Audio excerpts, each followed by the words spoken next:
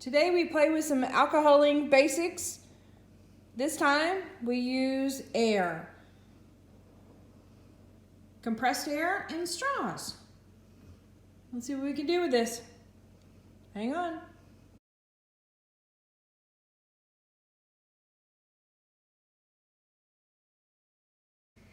Hey everyone, today we're going to do a continuation of the alcohol ink basics.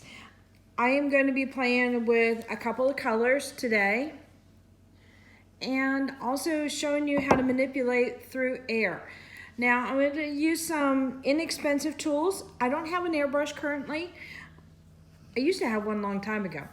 But there's a couple different ways you can manipulate it. Obviously with a heat gun you can do that, but also if you want to just show a spray of, like you have an ink source. I'm going to try and be real careful. I've got some really harsh shadows. We got a really sunny day today, and I've got a lot of lights in the studio. So let's say you have an ink source here and you want it to spray this way. How can you do that? Inexpensive tools. We've got straws, and I've also got a duster. Don't tell hubby I stole it from his desk. Anyway, so these are things you might have already on hand, and so we're just going to mess with those today and see what they can do. I picked up eggplant for a couple different reasons. This color here is really cool as far as when you start to thin it out. Say like you have a really solid source here and it thins out going that direction, you can pick up different colors. Will show in this color. In other words, it's been mixed from multiple sources of color, and you'll start to see it break down and see those individual colors when it thins out. So the first thing we're going to do is I'm going to make a pile of ink. So we're going to do a few drips here.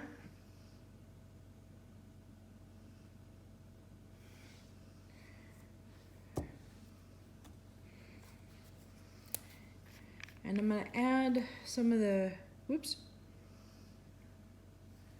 pink, Wild Plum,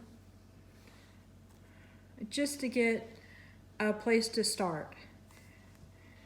And then I've got alcohol in one of these little guys here, and it makes this process really handy because of a thin tip.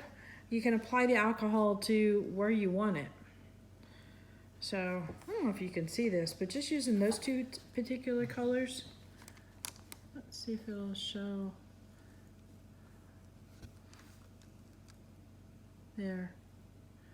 Really pretty blend, just those two colors there.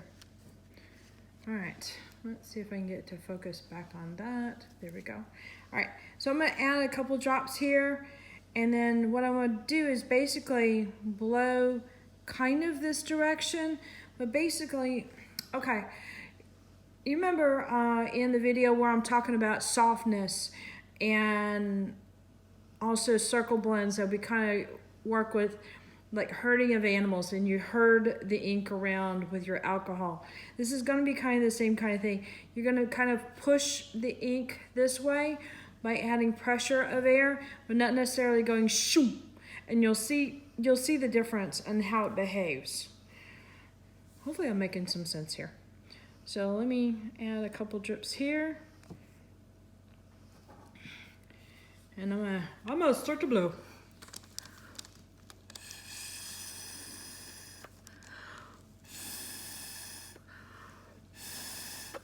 Okay, so when you're pushing directly in this kind of a direction here, you'll see that the ink goes towards the ends. So what we want to do is create an area, oh gosh, I am really shadowing up bad. Okay, an area from here to here, and where the ink is saturated, and then it gets lighter and lighter and lighter and lighter as we go across. And that's tricky to do when you're using this type of a source. It's a little bit easier with it, an airbrush, I have to admit. I'm gonna add a couple more drops.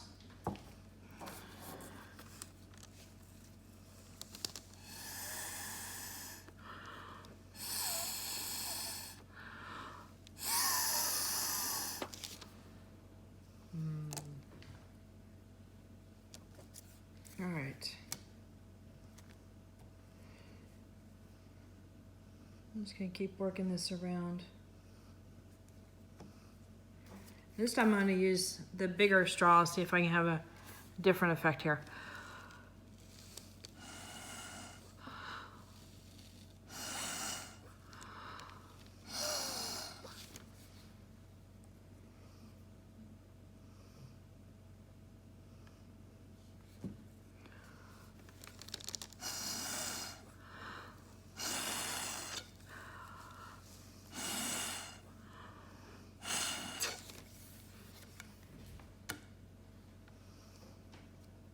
So the angle, let's see if I can do it with my straw. The angle that I'm doing, okay, this would be directly overhead at a 90-degree angle, and this would be horizontally. So what I'm kind of doing is somewhere in between. So that way it's still pushing it, the ink this direction, but you're also getting some lightness here. And in here, you see how it's really nice and light here, but you're also getting some color here. This is creating petal type of a look, very soft. So I didn't do anything specific as far as an individual line. I was kind of doing a generalized area below. So let's see if I can do something a little bit more specific.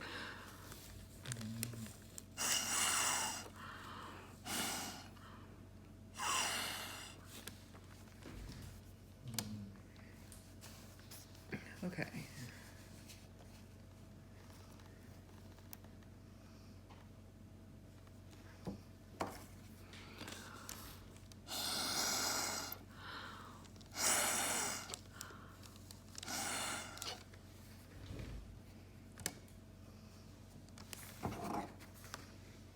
So you got some nice blends that you can really play with.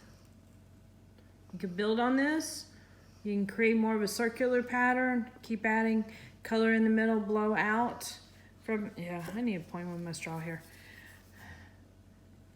So build your color in the middle, point outwards, start to work with a more of a flower type of an image, or even just lighting up a space, say like you've got a nice negative space here and you want to kind of break it up a little bit. You can put a couple little drips of alcohol and break it up a little bit. So a lot of potential there. I'm going to start a new one and we're going to do the compressed air, and you get an idea of how that is different from using the straw. Hey everyone, so we are going to work with the second phase and we are going to be using compressed air. So I'm going to continue doing the same kind of thing I did before, and I'm going to make a petal and we're going to blow it out that way, and you're going to get to see what this does. So put a few colors down. I changed out the colors a bit. Well, to be really honest with you, I did a video, and the first time a lot of this wasn't in focus. So this time I'm gonna make sure it's in focus. So I've got some warm tones here. I'm gonna throw in some lighter tones. And then the next layer, I'm gonna add another color to build some contrast. So I'm gonna do a couple drips of alcohol, and I'm gonna blow that direction.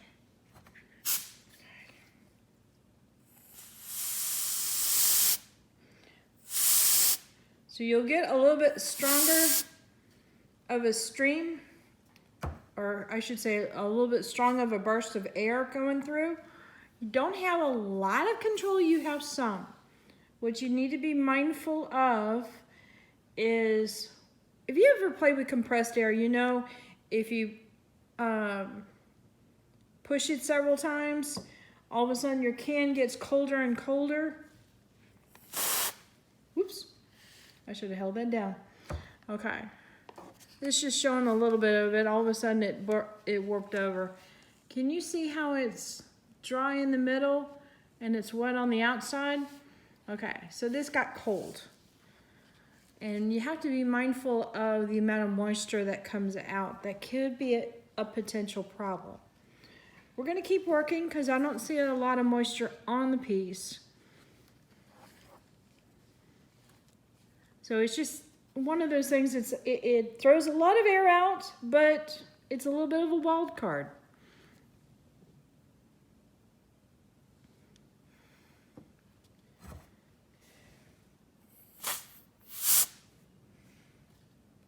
And you can hear it when it starts to throw the moisture out. So be aware of that.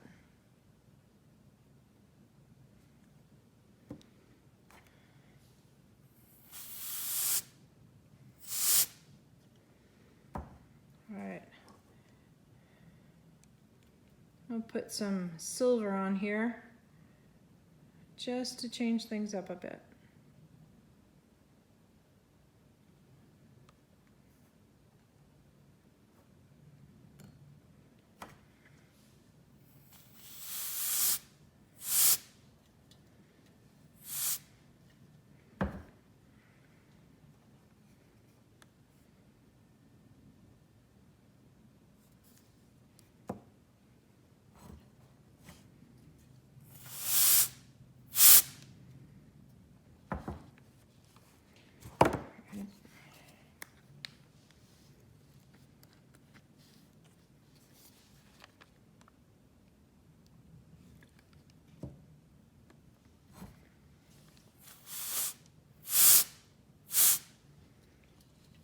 There's a bit of an interesting layering effect that's happening there.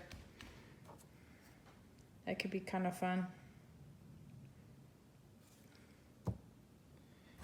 Just kind of playing a little bit. I'm kind of pushing it as far as that moisture barrier that I was telling you about. Oh, moisture barrier. I seem to be rambling today. I'm sorry.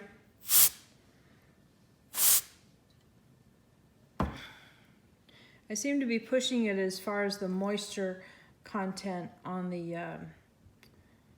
compressed air. In other words, I can hear it building in the background. All right, I'm going to do a little silver there and see if I can cover up. You probably saw that. Oh, look at it getting cold. Whoop. All right, I'll let that evaporate a little bit.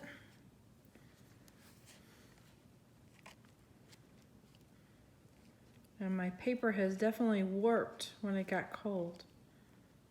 So I wonder if it'll, I wonder if it'll lay flat. Kind of like the heavy paper, when the temperature relaxes or evens out, the paper will go flat. But when it's hot, it'll kind of warp up.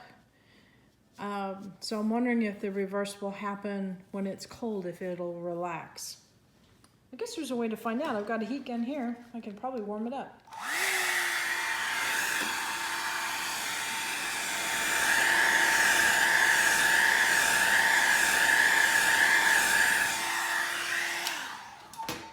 I don't want to do too much, just a little bit.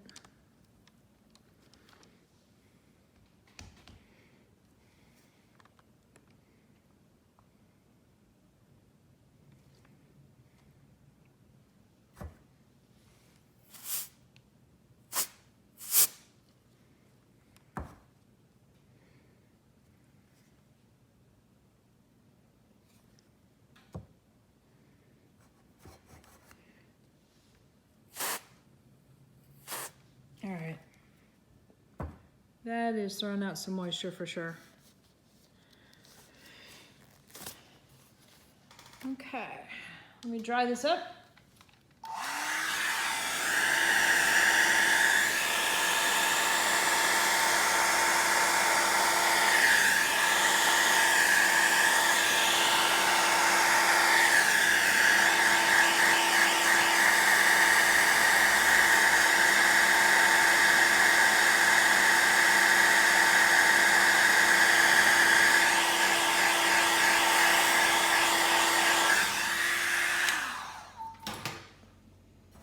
see how my can's doing. So it would be difficult to do a big piece with compressed air. I would probably recommend the airbrush. But for a small piece, it might be possible. I'm pushing it. Okay. So I'm gonna stop there. Bring in. So this is just to show the potential of what you can do. I'm not trying to create a finished piece. I'm just trying to show you what compressed air can do. So you can get a lot of layers there. You can get a lot of fingers. You have the potential for throwing some texture out. Just up to your imagination. There's even a little bit of spray happening there.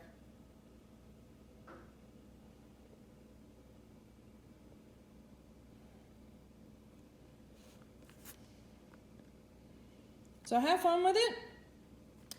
Let your imagination run away with you.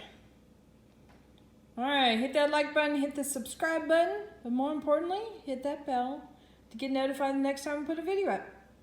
Later.